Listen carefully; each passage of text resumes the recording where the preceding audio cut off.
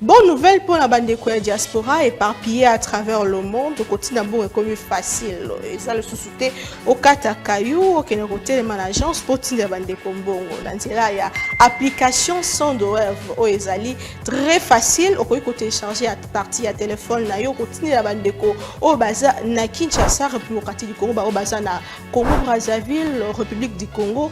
Facilement bakoki ko récupérer mbongo na nzela ya M-Pesa to Orange Money na bango et yo esika ozali bonne nouvelle miami balé ezali que ceux qui ont téléchargé application Sandwave et kotindi na code promo Buzz TV on reçoit $10 lokola bénéfice donc il y a pas mieux télécharger mokona lelo makamba hotel les managers Cécile il y a pas mieux que ça tinda mbongo la facilité dès aujourd'hui télécharger Sandwave na nzela ya téléphone na yo plus facile, il n'y a pas mieux.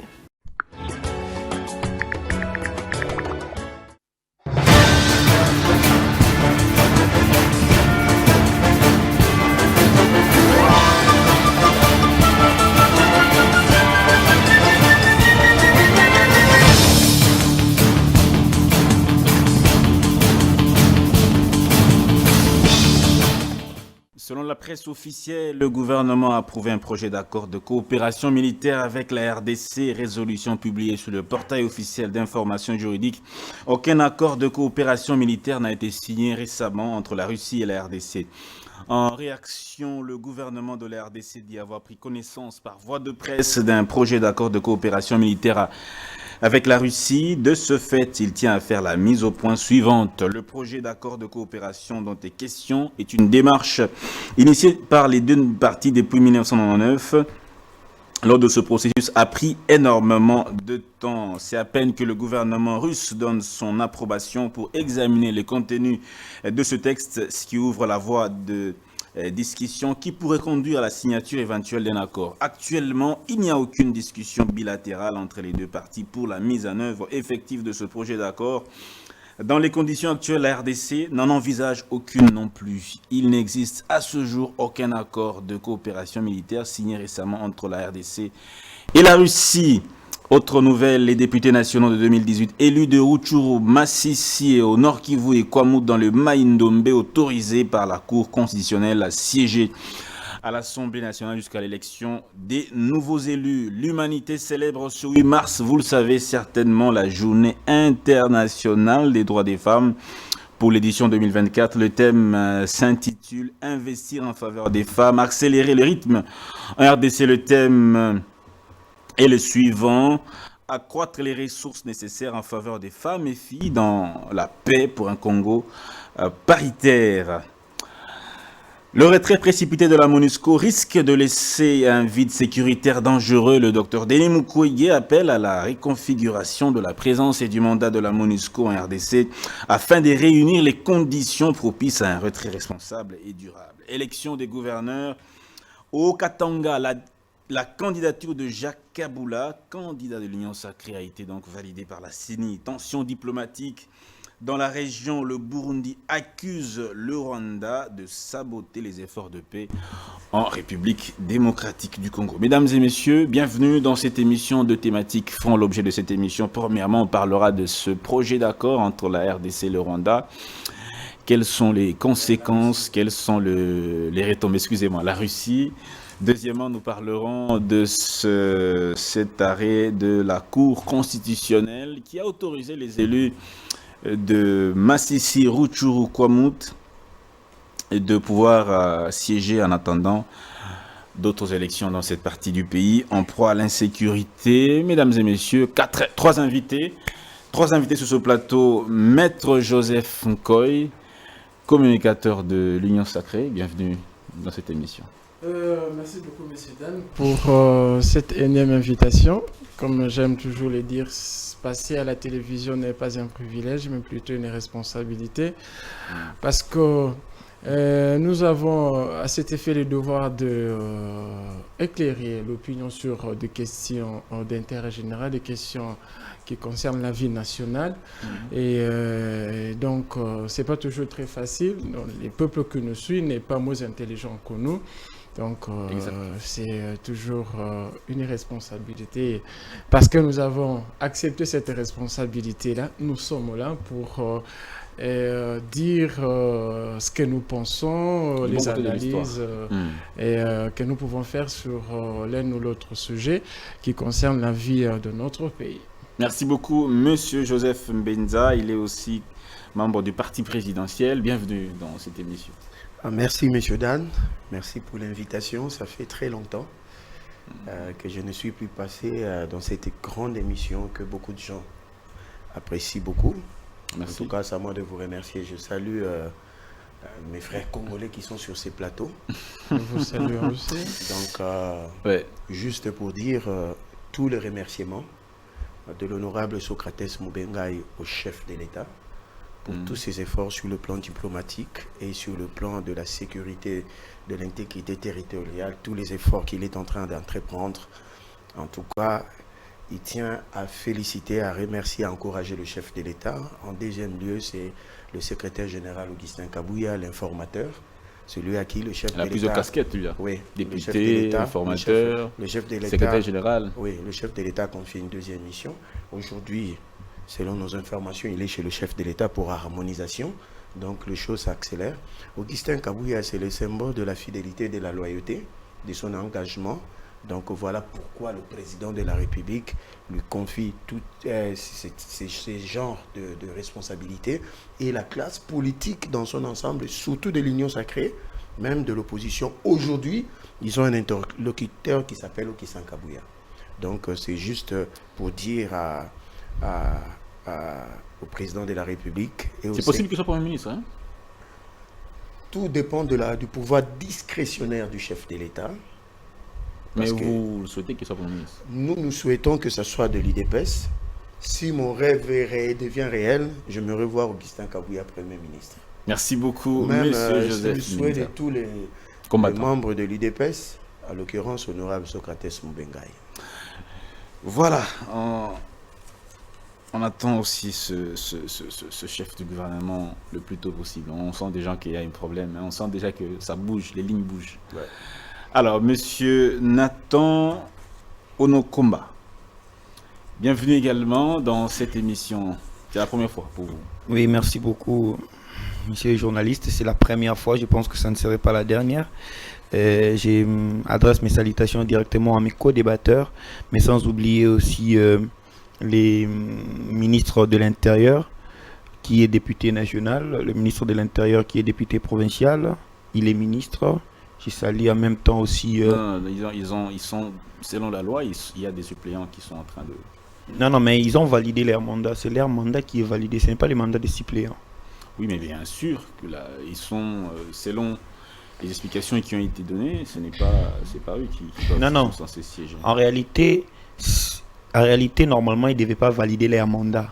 C'est le mandat des suppléants qui devait être validé, ce qui ferait en sorte qu'une fois qu'il n'est pas ministre, il n'est plus siéger. C'était avant qu'on puisse leur confier la mission d'expédier les affaires. Non, mais oui, ils devaient démissionner avant cette mission-là. Et parce qu'ils n'ont pas démissionné, ils ont accepté d'être ministres, parce qu'ils sont ministres. L'un d'entre eux vient de nommer même un DG, ministre de l'Industrie, je pense que vous êtes au courant. Donc, je suis en train d'adresser mes salutations à eux, et aussi mes salutations à tous ceux-là qui font les cumuls de postes ainsi que de fonctions, quelqu'un qui est député provincial, national, sénateur, voire même. En tout cas, mes salutations directes au président de la République qui a effectué, je crois, son 15e voyage aujourd'hui. Vous n'êtes pas dans la précision, vous croyez. Ouais, je crois. C'est pas précis. Alors, je crois. Très bien. Alors, messieurs, dames, la première thématique, c'est cet accord qui a été salué un peu partout, hein, par les Congolais. On voulait voir ça, on voulait voir que la Russie, sans oublier que la RDC a déjà un accord avec les États-Unis, un accord militaire signé depuis 2020. Vous avez lu les communiqués des deux États. La presse officielle russe a publié un communiqué annonçant que ce projet d'accord a été soumis donc pour examen en RDC. On a également dit la même. Est-ce qu'il y a contradiction entre les deux États sous ce projet d'accord? Vous commencez par... Je commence avec vous. Parce que je suis de l'UDPS ou quoi? Non, je commence avec... Merci beaucoup, ça c'était un peu pour atténuer un peu les propos de mon frère. Je voulais un peu rire, mais je cherchais un moyen. Ok. Le monsieur dont je veux répondre 30 secondes, les messieurs que vous venez de faire allusion, à l'occurrence monsieur Peter Kazadi, VPM de l'intérieur du sénateur, sous sa gestion, aujourd'hui on a 13 000 policiers en formation. C'est son plaidoyer au niveau du gouvernement. On a aujourd'hui les véhicules des généraux achetés, des véhicules de patrouille. Félicitations pour ces véhicules-là. Hein. Je dis pas seulement des généraux, mais des patrouilles. S'il vous plaît, parce que les gens ne font qu'allusion aux véhicules des généraux. Mais on n'a pas vu les véhicules des patrouilles. Il y en a de couleurs. On a vu plutôt les véhicules des généraux. Non, parce que les gens ne veulent pas aller aujourd'hui à l'inspection générale de la police. Vous verrez des dizaines de véhicules de patrouille de couleur blanche, marque Jeep. Joseph, je ne vous arrête pas. Est-ce que ce n'est pas indécent? La ville de Kinshasa, il y a l'insécurité, il y a des embouteillages, il y a tout type de problèmes. Mais vous allez primer ces généraux-là. Ils ont fait quel travail? Ils ont fait quel travail? Quel travail? On est dans l'insécurité. Les policiers de circulation routière. Si le véhicule, ça j'en arrive. Si le véhicule de patrouille n'était pas acheté, j'irais dans votre sens. Mais et le véhicule pour les généraux qui sont en fonction et les véhicules de patrouille pour rendre efficace notre police a été acheté. Ça c'est de un. Deuxième de choses, messieurs l'opposition. Bravo à M. Peter Kazadi pour la sécurisation des jeunes de la francophonie. Beaucoup de gens craignaient cela. Aujourd'hui, tout cet espace-là commence à vivre petit à petit à cause de tous ces efforts. Donc, voilà un peu. Donc, le monsieur est en train de travailler. Ne suivez pas ceux qui se disent au niveau de l'IDPS, des gens qui s'attaquent à lui. Ça, c'est de la bassesse, tout simplement. Votre question est une question très pertinente, étant donné le contexte actuel de la situation que traverse la République démocratique du Congo, sur le plan de sa sécurité et de la protection de ses frontières, surtout dans la partie orientale de la RDC. J'aimerais revenir un peu en arrière. Le 20 février du mois passé, au niveau du Conseil de sécurité des Nations Unies, c'était pour la première fois que la Russie prenait une position aussi radicale et ouverte à l'égard du Rwanda, menaçant même le Rwanda qu'il pourrait intervenir en tant que Russie. Parce qu'au fait, la Russie cherchait une couverture juridique internationale pour se prévaloir de tous ses droits en tant que membre du Conseil de sécurité des Nations Unies. Ça, c'est le 20 février. Alors, si vous remarquez le communiqué du gouvernement, on nous parle de la date de 1999. Donc cela veut dire que Laurent Désiré Kabila est au pouvoir, parce que Laurent Désiré Kabila est entré au pouvoir en 1997. Donc c'est-à-dire qu'il y avait déjà des pourparlers entre, à l'époque, la RDC, de Laurent dirigé, et la Russie. Mais vous comprenez, le contexte de la géopolitique mondiale n'avait pas permis assez que cette démarche puisse aboutir. Et ça n'est suivi sa mort de manière tragique que nous déplorons. Mais il s'est fait que, si vous remarquez aujourd'hui, nous avons la géopolitique de Grand Lac. Aujourd'hui, les choses sont entrées dans le sens où la guerre commence à prendre une tournure internationale, parce que les intervenants, les acteurs dans le conflit, ce qui était dans l'ombre, ce qui était en sourdine, commence à se dévoiler au grand jour. C'est-à-dire, c'est une forme de l'internationalisation de la guerre avec des enjeux par rapport à nos minéraux. Parce qu'en géographie politique, là, on parle de ce qui peut entraîner un conflit, c'est-à-dire les limitations des frontières et les ressources.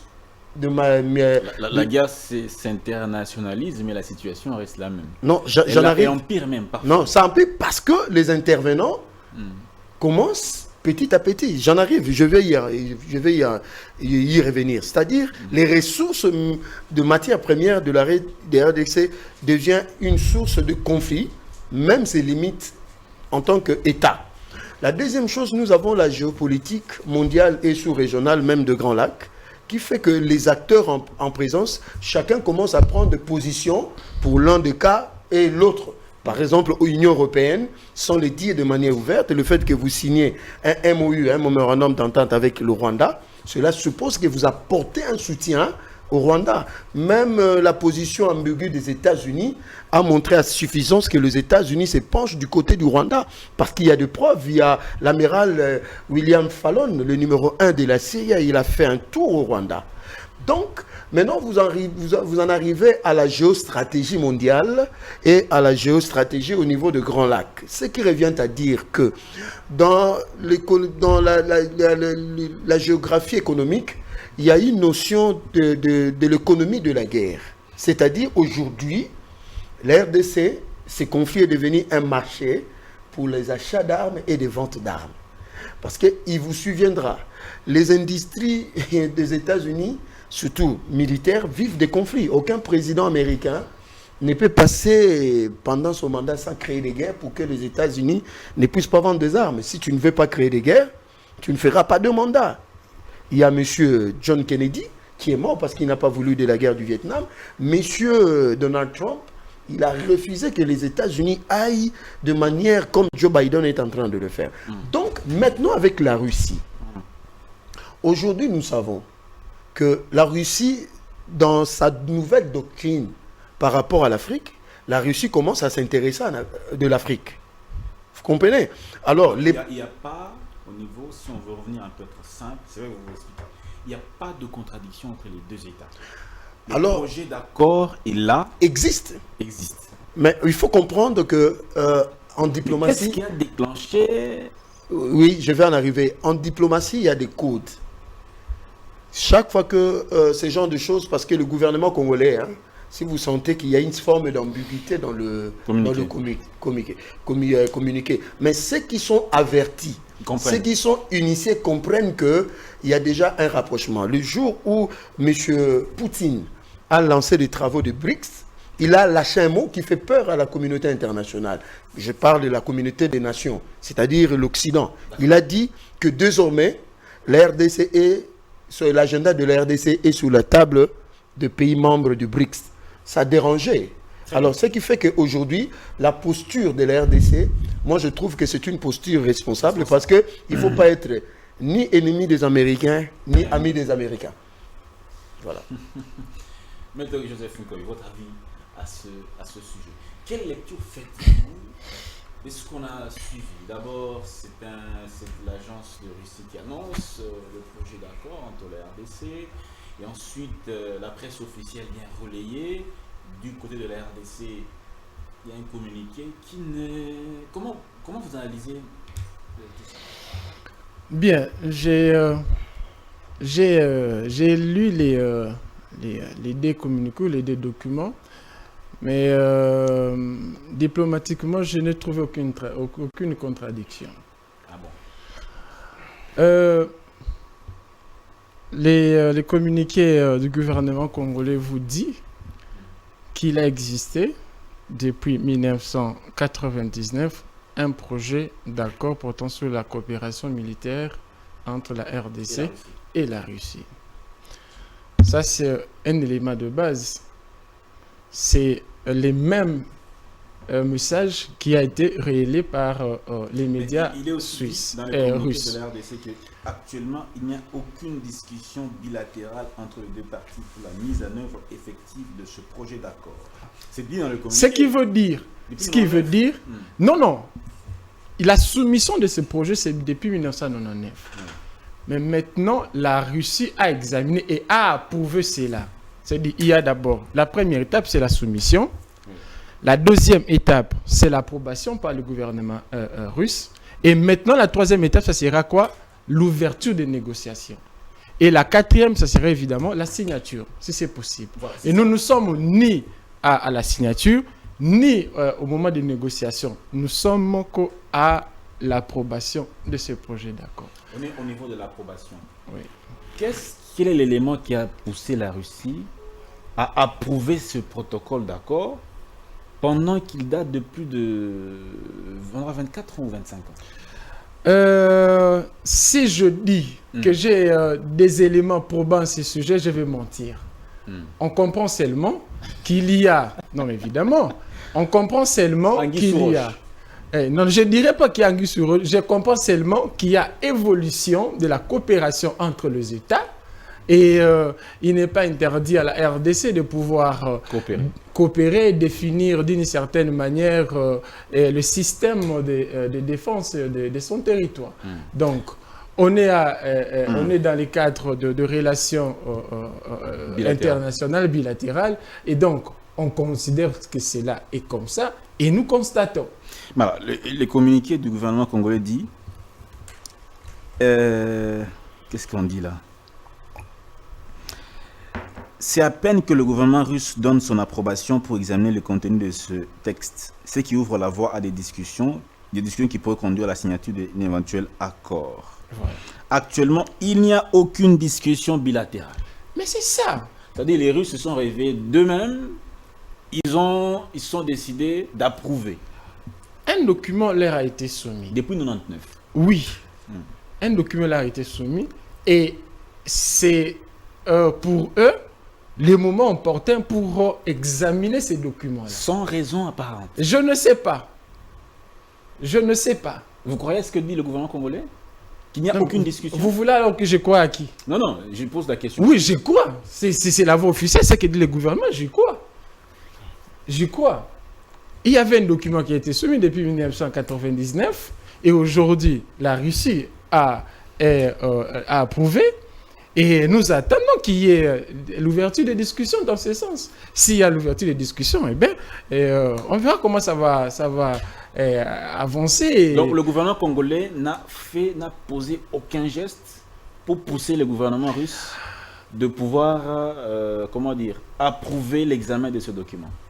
N'a posé aucun geste. C'est ce que dit le communiqué. Bon, je ne suis pas le ministre des Affaires étrangères ou mieux le président de la République qui est le premier diplomate pour savoir ce qu'il a fait ou ce qu'ils ont fait pour que ils n'ont rien fait. Ils n'ont rien fait. Je ne sais pas. Mais c'est ce que dit le communiqué. Mais oui, je dis je ne sais pas. Je dis je ne sais pas. Qu'est-ce qu'ils ont fait? Moi, je ne sais pas. Mais je constate seulement ce qu'il y a sur terrain. Voilà. D'accord. Entre nous, qui a un document officiel ou un contact avec des éléments probants où le gouvernement congolais est allé, ou le président de la République, le ministre des Affaires étrangères est allé pour aller pousser le gouvernement russe à ouvrir ces documents. Il n'y en a pas. Il n'y en a pas. Donc on reste comme ça et constatons que les choses avancent. Les choses avancent. Voilà. C'est plutôt... voilà. Monsieur Nathan Onokomba. Voilà, votre avis? Bon, merci beaucoup, messieurs les journalistes. En tout cas, je pense que c'est d'abord l'hypocrisie du gouvernement congolais. Déjà, le gouvernement congolais, c'est un gouvernement populiste. Très populiste. Et je vais vous expliquer pourquoi. À ce moment ici, ils jouent avec la réaction du peuple congolais. Ils savent qu'est-ce que la volonté du peuple, comment on doit manipuler. Ici, les peuples voulaient chasser la communauté internationale par le biais de l'Union européenne. Et il y a eu certaines manifestations ici dont il y avait que des membres d'un groupe communément appelé la Force du Progrès. Et là, c'était pour satisfaire le peuple. On a eu un mouvement ici de kidnapping, je pense que vous n'avez pas oublié, où il y a eu un procès, bon, je dirais pas théâtralisé si je dois être dur, mais je dirais un procès fictif selon moi, pour calmer les tensions. Et là, nous sommes dans un moment où il y a la guerre à l'Est, et le gouvernement n'a plus d'initiative. Et qu'est-ce qu'il faut faire? Bon. Non, quand vous dites plus d'initiative, vous êtes très très fort. Il y a des actions qui sont posées au niveau national, même international. Bon, au niveau national, je sais qu'il y a la force de la SADC qui est en train de... Je vais vous dire pourquoi. Au niveau national, il y a des photos qui ont été prises. Là, j'admets, au niveau national, il y a eu des photos qui ont été prises, sauf le président de la République, que je n'ai pas vu prendre la photo, mais tous les gouvernements ont pris la photo en dénonçant qu'il y a génocide au Congo, personne n'agit. Alors ça, vraiment, ce sont des initiatives que j'ai eu à voir. À part ça, rien de concret. Pourquoi la Russie vient surgir cet accord? Aujourd'hui, nous avons un problème sérieux dans le monde. C'est le renversement de l'ordre mondial.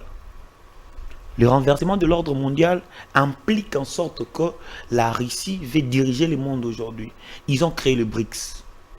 Et quand vous voyez, regardez les BRICS s'opposent directement à l'OTAN. Alors qu'est-ce qui se passe? L'Occident a perdu l'Afghanistan avec l'opium. Parce qu'il faut s'y rendre compte que... Vous parlez comme si c'est de l'initiative du gouvernement russe lui-même. Non, non. Et que le gouvernement congolais est innocent. Non. Oui, c'est le gouvernement russe et non le gouvernement congolais. Je vais vous expliquer pourquoi. Allez-y.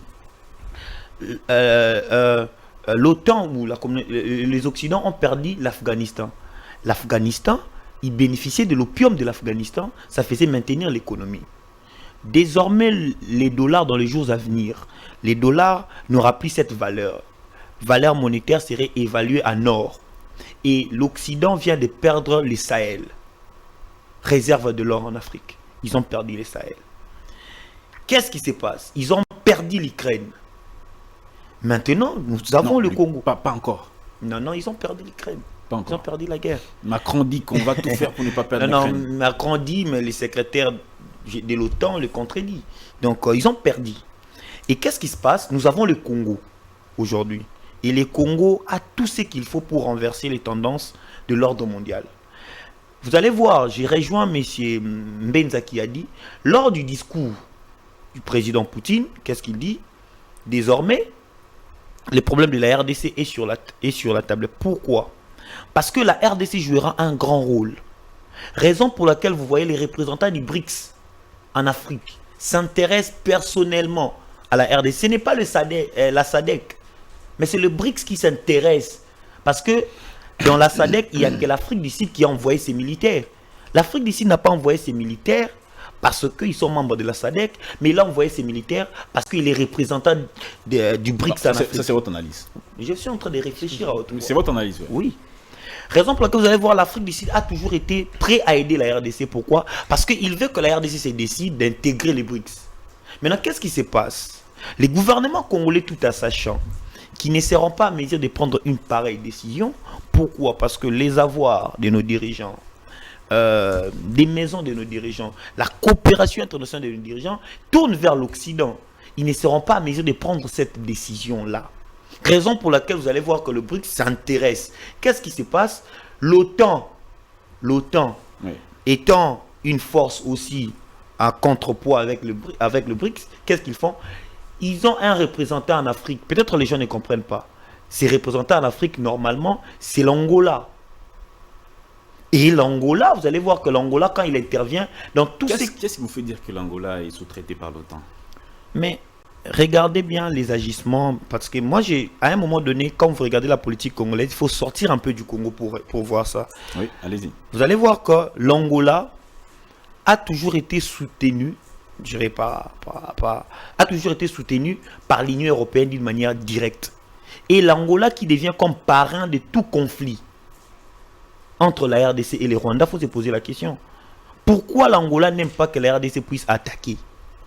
La conséquence, c'est laquelle? Si vos craintes se manifestent, se réalisent, et que la RDC passait sous bannière des BRICS, c'est quoi la conséquence? Le problème aujourd'hui, c'est clair. Aujourd'hui, je ne serai pas pour ce que M. Mbenza a dit, qu'il faut jamais être les ennemis des Américains. Il a dit qu'il ne faut jamais être ennemi d'Américains, ni ami des Américains. Oui. Mais normalement, il faut être soit ennemi des Américains, si on est ennemi des Américains, soit on est dans les BRICS, soit on est ami des Américains, on est contre les BRICS. C'est ce qui se passe. Parce que la politique occidentale, messieurs, Dan, a pour vocation de travailler avec les petits États qui n'ont jamais une vision de devenir des grandes puissances pour assujettir les pays qui veulent devenir des grandes puissances. Exemple, le Rwanda, l'Ouganda n'ont pas vocation de devenir des grandes nations. Mais la RDC aujourd'hui, si la RDC devient une grande nation, il y aura le développement dans l'Afrique. Raison pour laquelle ils ont pour mission de travailler avec ces petits pays pour assujettir la RDC. Et les BRICS a besoin de la RDC pour maintenir sa force. Pourquoi? L'RDC a l'uranium, l'RDC a l'or. Parce que l'or de la RDC peut changer le cours économique mondial. Alors aujourd'hui, pour finir, c'est le gouvernement congolais qui doit prendre une décision sage. Mais fort malheureusement, quand vous regardez leur communiqué, vous allez comprendre qu'ils ont peur des États-Unis. Parce que l'initiative émane de la Russie. Et si la RDC a des dirigeants bon, je dirais pas, si j'ai dit moins sérieux, ça serait très dur, ont des dirigeants patriotes, c'est le moment de saisir l'opportunité. Pourquoi? Parce que nous avons déjà un accord depuis 1999 au nom du principe de la continuité de l'État. Pourquoi pas continuer avec ceci? Mais fort malheureusement, cela ne se fera pas sous ces régimes. Vous êtes bien pessimiste. Hein? Alors, Monsieur Joseph Mbinda, finalement, c'est un combat entre puissances. Si je dois me prendre à l'analyse de Monsieur votre co-débatteur d'en face, c'est finalement un combat entre puissances, la RDC au cœur des enjeux, selon vous. Merci pour cette parole, mais j'aimerais dire à mon frère que ce n'est pas une question de renverser l'ordre, mais c'est une question beaucoup plus de l'équilibre mondial. Parce qu'aujourd'hui, nous avons un monde qui va dans un sens qui est monopolaire. Le BRICS vient créer ce qu'on appelle un monde bipolaire, c'est-à-dire l'équilibre. Multipolaire. Multipolaire. Oui. Vous comprenez? Il ne faut pas qu'il y ait seulement un seul son de cloche, mais il faut qu'il y ait aussi d'autres voix qui se font. C'est quoi la différence entre l'équilibre et les renversements de l'ordre mondial? Non, l'équilibre, c'est-à-dire... Un contrepoids. Non, un contrepoids, c'est l'équilibre. Oui. Mais le renversement, c'est-à-dire il y a un ordre ancien qui dominait et vous les mettez de côté, vous établissez un autre ordre. Vous voyez? Donc c'est ça un peu. Monsieur Nathan, les États-Unis, c'est 1000 milliards de dollars pour rien que le budget de la défense. 1000 milliards. 1000 milliards. En 2023 et 2024. Est-ce que vous le savez? Vous croyez-vous vraiment qu'avec un budget de 16 milliards de dollars et 1 milliard 600 millions de dollars pour notre budget de l'armée, vous allez faire face à ces pays-là? C'est-à-dire, il faut avoir une posture en diplomatie, parce qu'en diplomatie, il n'y a pas de sincérité, il n'y a que d'hypocrisie. C'est une règle d'or en diplomatie. C'est-à-dire, moi, je suis de cette posture du gouvernement congolais. Pourquoi? Parce qu'aujourd'hui, l'équilibre aujourd'hui au niveau sous-régional est très fragile. Très fragile. Nous faisons face à beaucoup de problèmes et qu'aujourd'hui, on ne peut pas se permettre de créer encore un autre problème qui serait majeur que ce que nous vivons. Donc, on risque de vivre une troisième guerre mondiale. Mais oui, c'est pour cela qu'il faut comprendre. Quand je dis en diplomatie, il y a des codes et des gestuels et des mots qu'il faut, quand on dit... Le contexte actuel, pour répondre à la question que vous avez posée à mon frère, pourquoi la Russie commence à sortir de manière ouverte, parce que, là je le rejoins, c'est la présence de l'OTAN qui s'affirme, et la Pologne a clairement montré son amour pour le Rwanda. De manière aussi ouverte que ça. Alors de l'autre côté, ceux qui ne veulent pas de cette injustice commencent à se dire, nous devons nous pencher du côté de la RDC. Finalement, que gagnent les Congolais? Quelle est la place des Congolais quand les autres prennent la question du Congo au sérieux? Nous-mêmes, nous sommes... Non, nous prenons la question du Congo, sauf que les opposants qui ne prennent pas ça au sérieux, et ils passent dans les médias, ils racontent n'importe quoi. Écoutez, au niveau bilatéral, oui. Parce que l'OTAN et machin, c'est le niveau multilatéral. Au niveau bilatéral, il y a ce qu'on appelle les attachés militaires dans des ambassades. C'est-à-dire des contacts peuvent être indirects ou directs. Ça dépend de la nature de contact. Donc en diplomatie, c'est aussi faisable. Mais ce qui est beaucoup plus efficace, ce sont des contacts secrets plutôt. Oui. Hein? Parce que au contexte actuel, il faut comme ça. Alors, le président de la République, il a levé l'option. Il y a des concepts qu'il a toujours dit pour sa vision diplomatique de la RDC. Oui. Pas d'autarcie, pas d'exclusivité. C'est-à-dire, pour lui, il n'y a pas un pays phare qu'on doit s'amouracher, non. Tout pays dont les intérêts de la RDC qui sont définis, nous y allons dans donc on peut en même temps être partenaire aux États-Unis. Mais oui. Et en même temps partenaire. Mais oui, ça dépend maintenant des domaines de collaboration. Il faut souligner ici. Hein? Oui. Ça, c'est à monsieur Nathan. Parmi les partenaires commerciaux de la RDC, les États-Unis figurent en quelle position? La France 17e, les États-Unis n'apparaissent même pas. N'apparaissent même pas. Ça, c'est une vérité.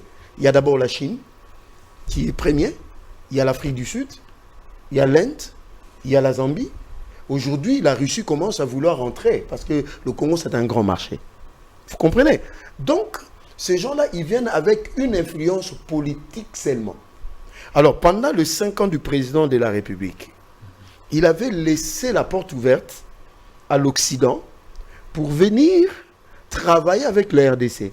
Mais il s'est avéré une hypocrisie démoniaque De la part des États-Unis. de la part des États-Unis et de l'Union européenne. Comment naviguer dans ces eaux sans pour autant fâcher les deux ennemis Mais c'est ce que le président est en train de faire. C'est un grand joueur sur le plan diplomatique. Parce que peut-être nos frères de l'opposition, excusez-moi de m'attaquer à eux, ils sont dans les sentiments et dans les émotions et dans les états d'âme. Mais ils critiquent, la critique elle est parfois à prendre en Non, compte. leur critique cache des velléités et contre nous. Ça, c'est une vérité. Alors, rassurez-vous, messieurs de l'opposition, que j'aime bien mon frère Nathan.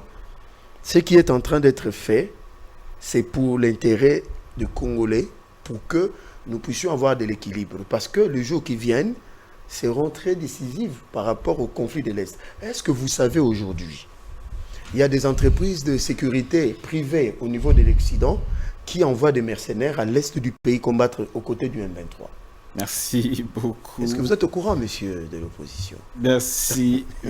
Merci beaucoup. Avant qu'on ne prenne la deuxième thématique, on va faire les derniers tours de table, hein, parce qu'il y a une deuxième thématique qui nous attend. Et puis on va clôturer l'émission.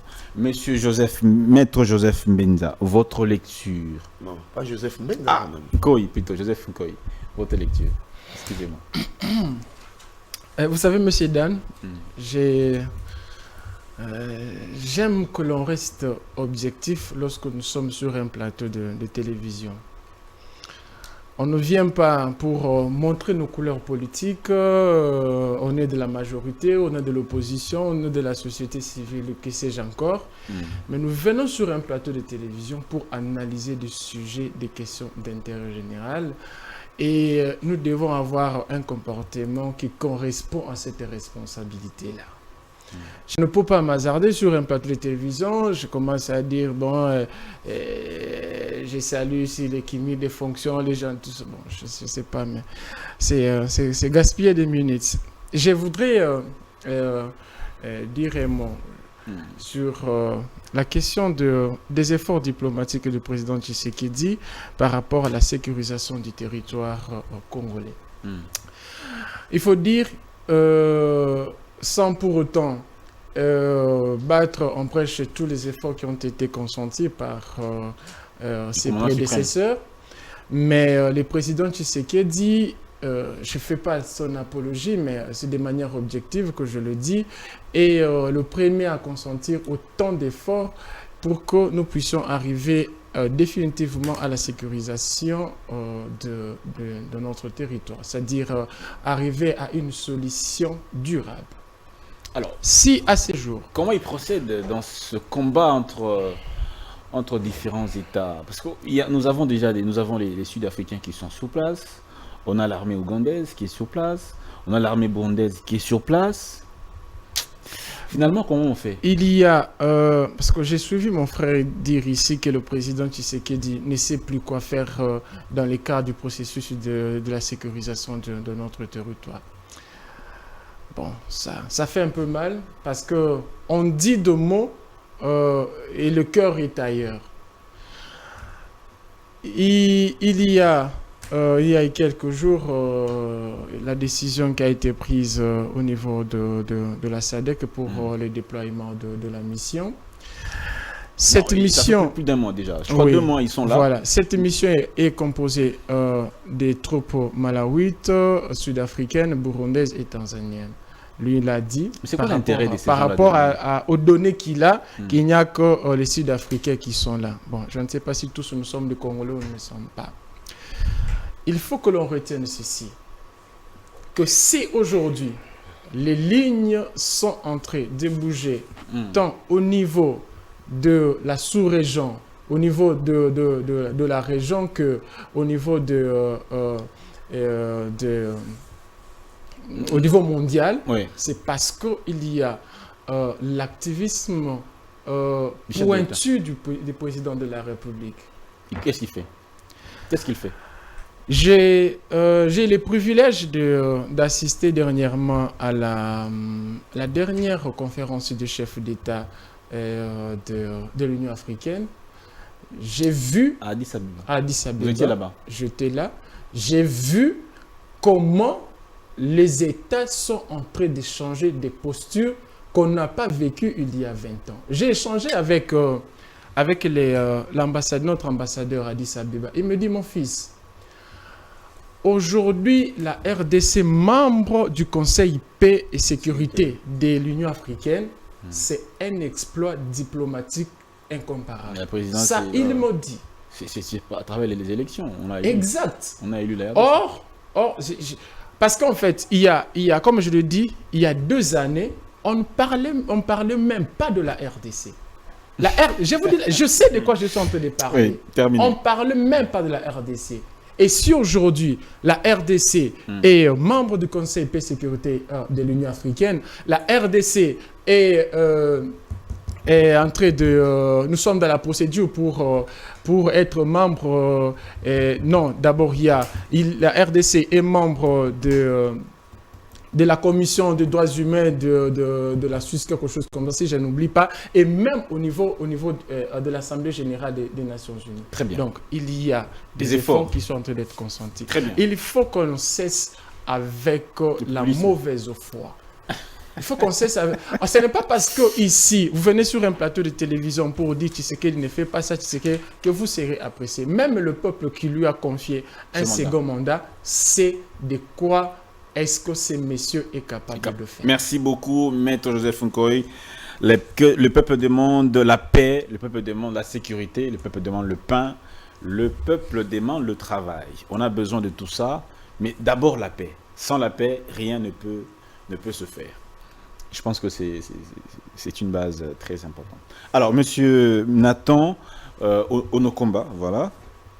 À votre avis, qu'est-ce que vous souhaiteriez que le gouvernement congolais fasse dans le contexte actuel pour, d'une part, sécuriser son pays, d'autre part, ne pas laisser les matières premières être pillées, volées par tous les prédateurs du Congo?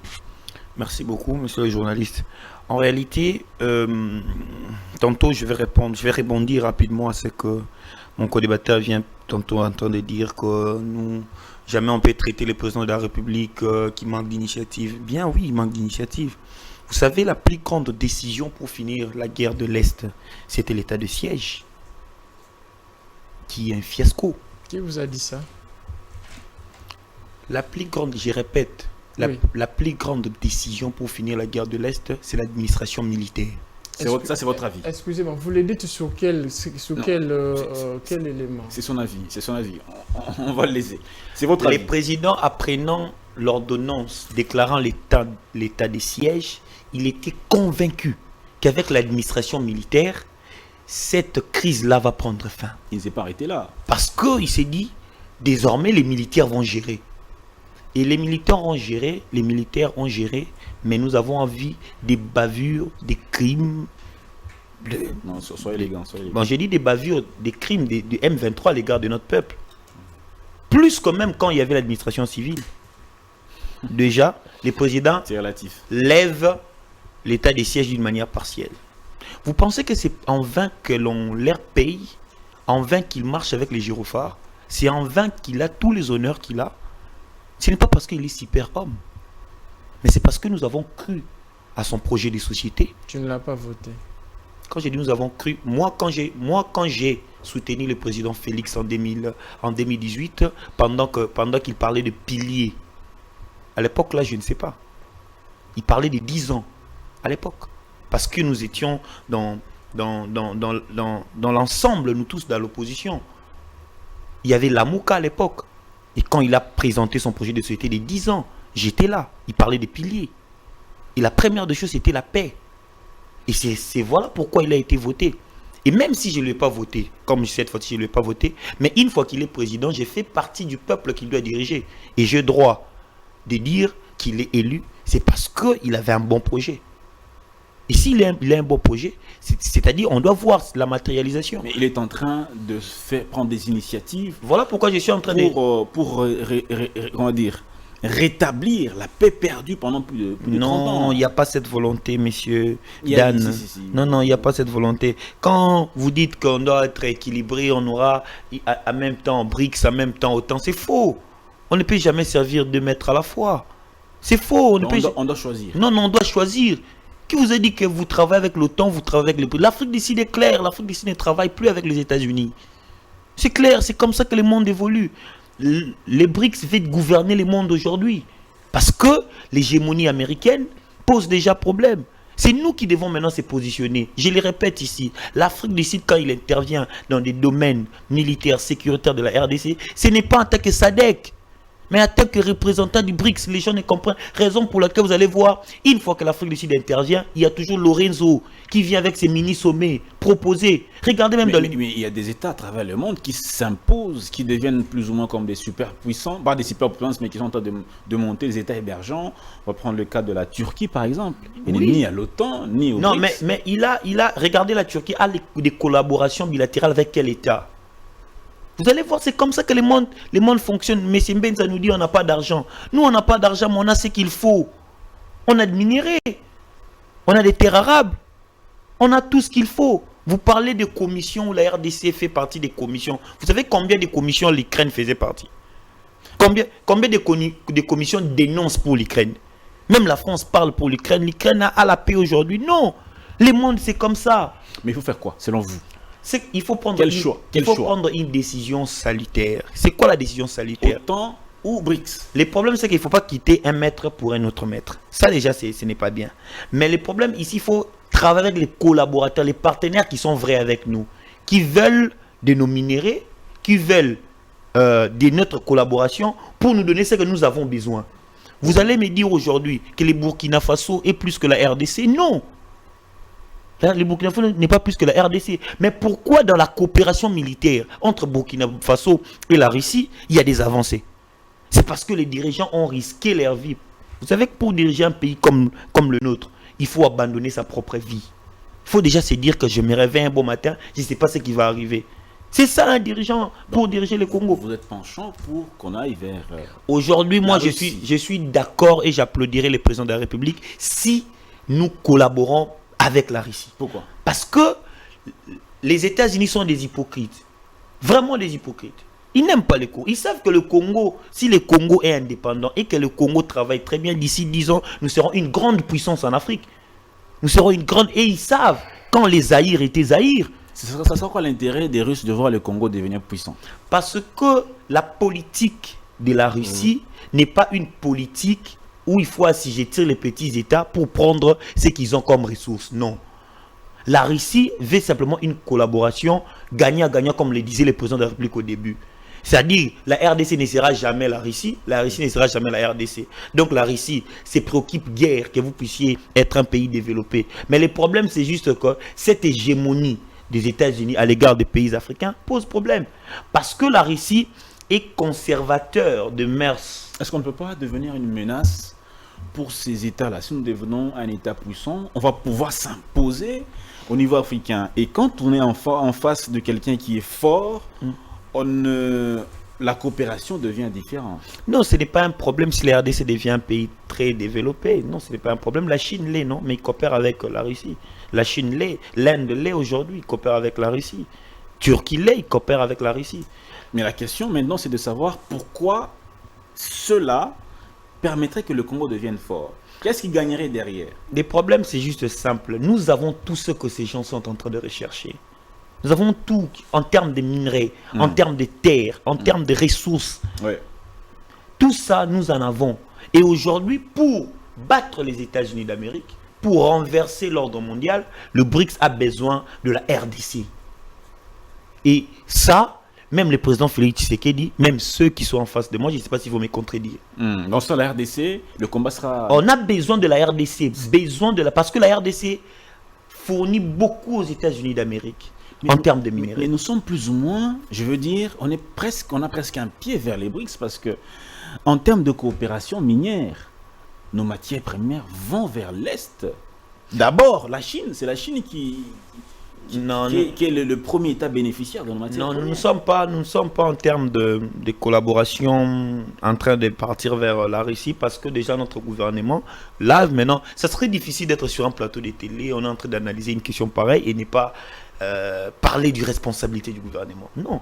Notre gouvernement, regardez les communiqués, vous allez comprendre, messieurs Dan, que notre gouvernement ne veut pas avoir de problème avec les États-Unis. Avec les États-Unis. Ne veut pas avoir de problème avec les États-Unis. Pourquoi? Parce que, ici maintenant, je suis politique, je dois le dire. Parce que leurs avoirs, leurs comptes bancaires se retrouvent où?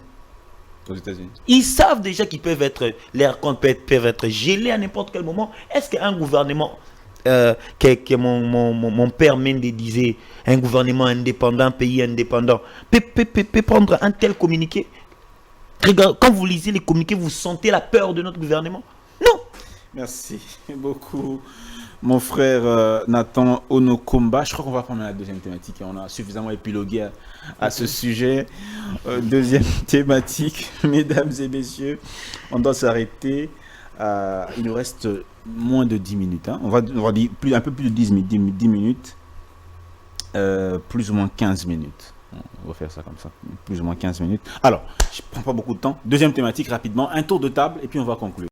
La question sur cet arrêt de la Cour constitutionnelle qui permet aux députés de Masisi, Kwamouth, Rutshuru, où il n'y a pas eu élection, de pouvoir continuer jusqu'à ce qu'il y ait élection. Alors, cette décision a créé une certaine polémique au sein de l'opinion. Il y a des juristes qui se sont levés pour dire non, c'est illégal, c'est pas légal, parce que... Alors, M. Joseph Menda, qu'en pensez-vous? Merci. 30 secondes pour répondre à Nathanaël. D'abord, tu connais ce qu'on appelle le FIB?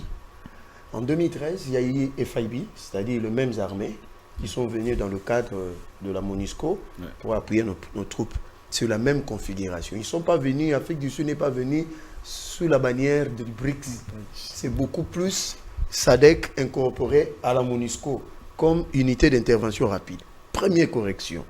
Deuxième correction. Prendre une décision.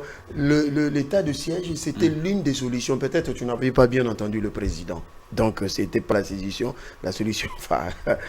Si vous regardez l'état de siège, vous prenez l'Ituri et le Nord Kivu. Si vous allez en Ituri aujourd'hui, la paix s'installe et l'épicentre de la guerre, c'est du conflit, c'est Djougou. Je n'ai pas le temps de développer prochainement. Ici, on ne parle pas de maître, ici, on parle de coopération. En relation internationale, il y a les relations internationales, il y a la coopération internationale. Ici, il ne s'agit pas d'avoir un maître. De Longola, on déjà dans Moutou. Quand vous venez sur un plateau de parler maître, non, ce n'est pas une bonne façon de dire coopération. Et puis, c'est faux. L'Afrique du Sud n'a pas cessé sa coopération avec les États-Unis. Ils entretiennent des très bonnes relations. Ça, c'est de un. Une autre encore rectificatif, le Burkina, ce n'est pas le RDC, ni le Niger, ni le Mali. Si vous voulez comprendre, retournez à l'Association internationale du Congo et à l'EIC, vous comprendrez. Donc, c'est-à-dire, vous comparez ce qui est incomparable. Maintenant, j'en viens à votre question. Pendant les travaux parlementaires sur la loi de répartition des sièges, cette problématique a été sur la table des élus nationaux. Qu'est-ce qu'il faudra-t-il faire? Parce qu'ils étaient butés à un problème majeur. Il y a l'insécurité à Masisi, à Rutshuru et à Kwamouth. Il n'y a pas roulement, il n'y a pas élection. Qu'est-ce qu'on doit faire? Devions-nous laisser cette partie comme ça pour que la thèse de la balkanisation puisse avoir le sens, que ces populations-là qui n'ont pas voté ne puissent pas avoir des élus qui les représentent? Alors, il y a eu une discussion, mais le député a trouvé un mécanisme qu'on a appelé la solidarité nationale. C'est-à-dire, pour que nous puissions être solidaires des populations de l'Est, cette partie-là, ce n'est pas tout l'Est du pays, il faut bien faire des choses. Il faut que les députés qui ont été élus en 2018 puissent revenir dans le cadre de la solidarité pour que ces gens-là puissent avoir quand même des gens qui puissent parler pour eux. Parce qu'il ne faut pas oublier que les députés ont aussi un rôle, bien que ce n'est pas écrit dans la Constitution, de lobbying, de démarches par rapport à certains projets de développement. Par exemple, nous avons vu le projet de 145 territoires. Chaque groupe parlementaire de députés d'un coin allait vers le gouvernement pour dire nous avons tel problème. Donc voilà, c'était que ça. Alors, moi je suis dans l'aspect politique, moi je ne suis pas juriste.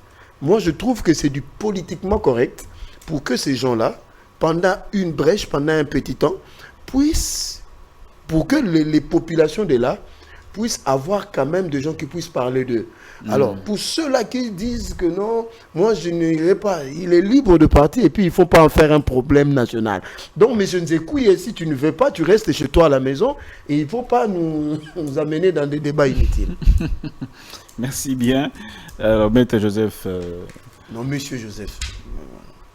Maître Joseph. Lui, c'est aussi Joseph. Il est aussi Joseph. Je suis aussi Joseph. Ah, mon amour, heureusement, c'est pour cela, on s'est complété. On est en train de se compléter là. Ok. Joseph Nkoy. Je vais un peu revenir juste un mot sur La Cour constitutionnelle a-t-elle violé la loi, la Constitution? Bon, j'allais dire une chose. Mais Non, allez-y. Non, j'allais répondre à mon ami. Répondez même pendant 1 minute. Voilà. Chers frères, le président Tshisekedi, c'est le président de la RDC et il sait là où il amène ses pays. Tes affirmations sur les plateaux de télévision ne t'engagent que toi, ou n'engagent que toi. Et je te le conseille de volontiers. La Cour constitutionnelle, c'est une juridiction à la fois judiciaire et politique. Bon, j'ai essayé un peu d'analyser cela, mais je me suis dit que la Cour constitutionnelle est non seulement l'organe de protection de la Constitution, mais aussi l'organe de création du droit constitutionnel. Comment ça? C'est-à-dire, la Cour constitutionnelle examine toutes les questions qui sont liées à la Constitution, dont la solution n'est pas définie dans la Constitution, et trouver la réponse. Parce qu'on dira que les députés sont élus pour un mandat de 5 ans et leur mandat expire à l'installation de la nouvelle Assemblée. Logiquement, les élus de Masisi, Rutshuru et Kwamutu ne devaient pas siéger. Mais la Cour constitutionnelle, comme organe de création du droit constitutionnel, a trouvé une solution constitutionnellement correcte. Mais au niveau de la présidentielle, ça peut faire jurisprudence. C'est-à-dire, s'il n'y a pas élection, le chef aussi peut rester jusqu'à... Ben oui, mais la Constitution est claire. Ça pose pas un problème. Donc, le président en fonction reste jusqu'à l'installation de... voilà, ça reste. Donc, ça pose pas un problème. Mais particulièrement pour les parlementaires... Le temps, la délimitation. Quand vous lisez l'arrêt de la Cour constitutionnelle, j'ai suivi le président Kamolete. Le président Kamolete a dit « autorise à titre exceptionnel aux élus de Masisi, Rutshuru et Kwamutu de pouvoir siéger et accorde ou demande à la CENI de pouvoir organiser les élections dans un délai raisonnable. » En d'autres termes, c'est un arrêt qui intervient dans un contexte tout à fait particulier et qui revêt à cet effet un caractère exceptionnel. La personne qui a refusé maintenant de siéger, qui va siéger à sa place? Son suppléant? C'est son droit. S'il y renonce, le suppléant est là.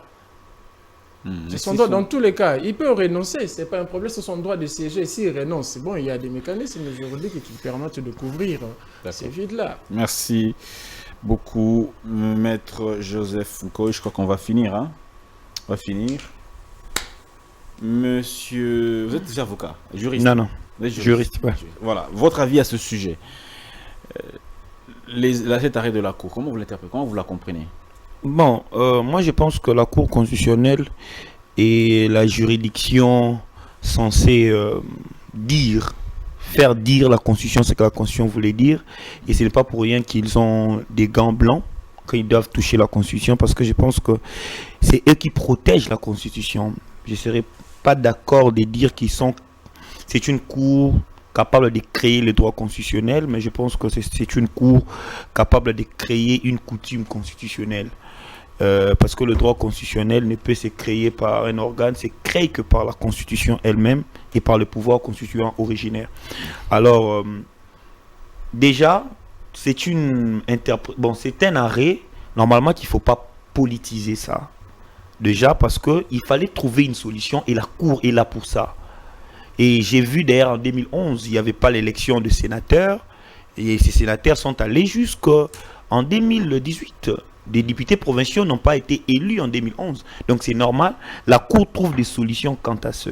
Mais le problème, c'est que cette Cour, il y a 2 ans, à un moment, quand on a besoin qu'il se comporte comme une Cour, le gardien de droits fondamentaux, cette Cour ne se présente pas ainsi. Il ne se présente pas ainsi. Raison pour laquelle ça inquiète. Parce que chez nous, en réalité, la Cour constitutionnelle n'inspire pas toujours confiance. Donnez un cas où la Cour s'est méconduite. Je vous donne un cas. Il y a les élections qui s'organisent pendant 8 jours. Et il y a des preuves tangibles où la Cour constitutionnelle devait prendre le kilo d'annuler ces élections. Mais les contentions sont toujours en cours. Bon, non. Je parle de l'élection présidentielle. On a apporté des preuves. Ouais. Je vous dis, moi j'ai été parmi les gens qui ont allé à la Cour dire que le président de la République se présente avec un autre nom. Preuve à l'appui. Il a changé son nom sans jugement supplétif. Mais la Cour nous a déboutés. Notre Cour constitutionnelle ne nous inspire pas confiance. On a l'impression que lorsque vous partez devant la Cour, vous aurez déjà une réponse anticipée. Et donc, moi, je pense que cette Cour, vous voyez, lorsque la Cour constitutionnelle se comporte d'une manière indépendante, ici, j'ai pas politisé, non. J'ai trouvé ça normal. Je ne vais pas venir dire, non, non. Quand c'est inconstitutionnel, ou bien quand la Constitution ne dit rien, la Cour constitutionnelle, c'est comme les prophètes qui vient simplement interpréter un passage biblique. Vous pensez que c'est Matthieu 7 veut dire demandez, l'on vous donnera, mais le prophète vous dira pour demander, il faut être un enfant de Dieu. Ça, c'est le rôle de la Cour constitutionnelle. Et déjà, j'en profite aussi pour cette occasion de répondre directement au professeur Mbata, qui récemment ici est en train de parler de la révision constitutionnelle. Il a même dit quelque chose que je ne dirais pas que c'est faux, mais ce n'est pas une vérité. Il dit les problèmes des 2 mandats émanent depuis la France en 2008. Alors, moi, je me demande, notre constitution a été élaborée le 18 février 2006. C'est la date où nous avons acquis notre constitution. Maintenant, la France apporte ces histoires de 2 mandats à 2008. Et il nous dit, nous ne sommes pas obligés de suivre ça. Je me pose la question, entre notre constitution qui est en 2006 et ce qui arrive en 2008, qui suit l'autre qui ne les suit pas. Donc ici, si la RDC demeure un État démocratique, pas un État légal, mais un État de droit, réellement, la Cour doit se comporter ainsi. On veut trouver des solutions, il s'impose. Et non lorsque ça arrange un camp politique. Merci beaucoup, Monsieur Nathan Onokomba. Merci beaucoup, Maître Joseph Nkoy. Merci beaucoup, Monsieur Joseph Mbenza, d'avoir préparé cette émission. Merci également à l'équipe technique qui m'a accompagné, Chris Nembuka, Bestel Luka, et à vous tous qui nous avez accompagnés durant la semaine. C'est le dernier numéro. On vous dit grand merci. On va donc se retrouver le lundi avec le même plaisir. Vous nous avez demandé le débat sur les matières premières qui se trouvent au Rwanda et au Congo. On va donc prendre des experts. La semaine prochaine, on va donc vous servir cette émission. Portez-vous bien. Donc, excellent week-end. Bonne journée des droits des femmes. Au revoir.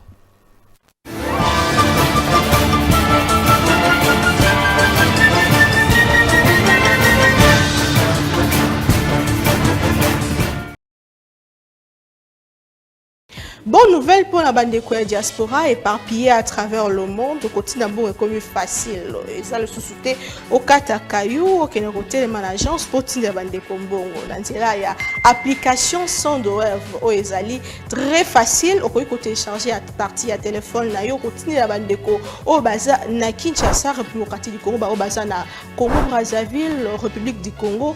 Facilement bakoki ko récupérer mbongo na nzela ya M-Pesa to Orange Money na bango et yo esika ozali bonne nouvelle miami balé ezali que ceux qui ont téléchargé application Sandwave et kotindi na code promo Buzz TV on reçoit $10 le la bénéfice. Donc il n'y a pas mieux télécharger Mokona Lelo Makamba Hotel et Management Cécile, il n'y a pas mieux que ça. Tindambon la facilité dès aujourd'hui télécharger Sandwave na nzela ya téléphone na yo plus facile, il n'y a pas mieux.